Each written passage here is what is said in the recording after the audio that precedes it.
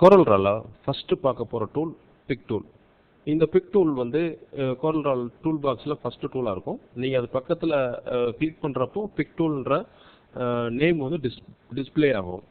இது வந்து எதுக்காக யூஸ் ஆகுது அப்படின்னு பார்த்தீங்கன்னா, ஒரு ஆப்ஜெக்டை செலக்ட் பண்றதுக்காகவும் ஒரு இடத்துல இருந்து இன்னொரு இடத்துக்கு பொசிஷனை வந்து மாத்துறதுக்காகவும் டிரான்ஸ்ஃபர்மேஷன், அதாவது ஒரு பாக்ஸோட சைஸ் அகலத்தை உயரத்தை வந்து அதிகம் கம்மி பண்றதுக்காகவும் இந்த பிக் டூல் யூஸ் ஆகுது.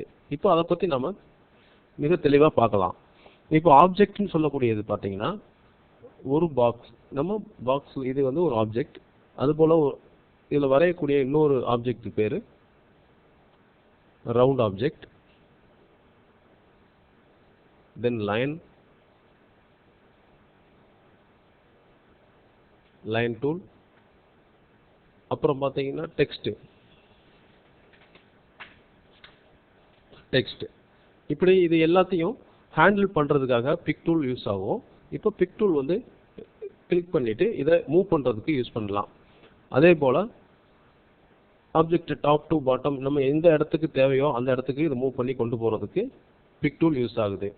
அதுபோல லைன் டூலையும் இது போல மூவ் பண்ணிக்க முடியும்.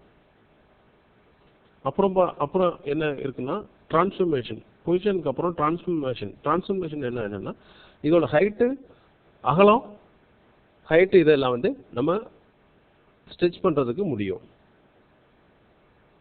இது போல நாம இந்த ஆப்ஜெக்டை என்ன வேணாலும் ஸ்டிச் பண்ணிக்கலாம். அப்புறம் சென்டர்ல கிளிக் பண்ணீங்கன்னா இதோட சென்டர் மார்க் இருக்குது. சென்டர் மார்க்கை கிளிக் பண்ணும்போது இந்த ஆப்ஜெக்டை ரொட்டேட் பண்ணவும் முடியும்.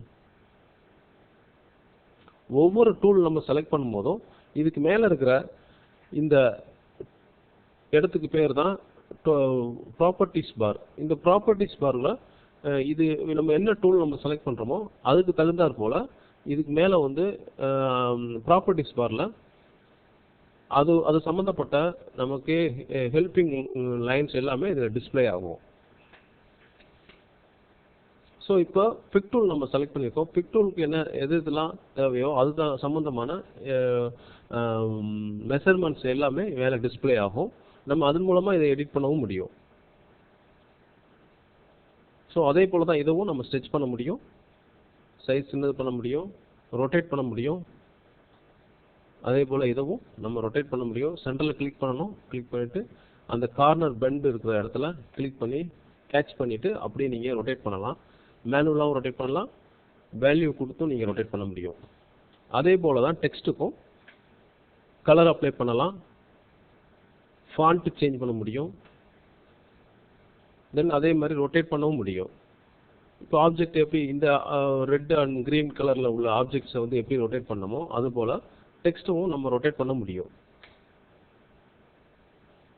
இப்போ பார்க்கலாம். டெக்ஸ்ட்டை பாருங்க. சென்டரில் கிளிக் பண்றேன். சென்டரில் கிளிக் பண்ணி இதோட கார்னர்ல இருக்கிற இந்த பெண்ட் ஆப்ஜெக்ட், பெண்ட் போல காட்டுற இந்த ஆப்ஜெக்டை நம்ம வந்து கிளிக் பண்ணி ரொட்டேட் பண்ண முடியும்.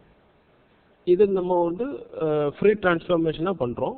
வேல்யூவும் கொடுக்கலாம், வேல்யூவும் கொடுக்க முடியும்.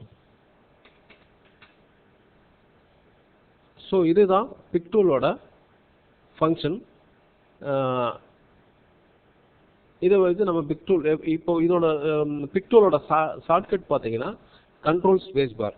கண்ட்ரோல் நீங்க வேற எந்த டூல்ல இருந்து இப்போ ஆப்ஜெக்ட் டூல்ல இருக்கிறீங்க அல்லது ஸ்பைரல் டூல்ல இருக்கிறீங்க, அப்போ டெக்ஸ்ட் டூல்ல இருக்கிறீங்க, இப்படி எந்த டூல்ல இருந்தாலும் கண்ட்ரோல் ஸ்பேஸ் பார் நீங்க கொடுக்கும்போது கண்ட்ரோல் ஸ்பேஸ் பார்ன்றது பார்த்தீங்கன்னா எதுன்னா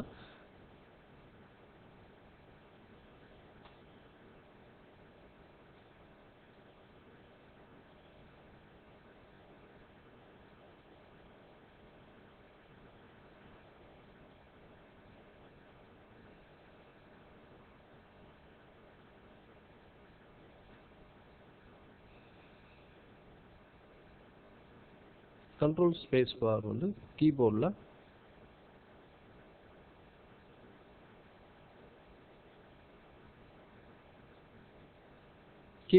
control and space bar plus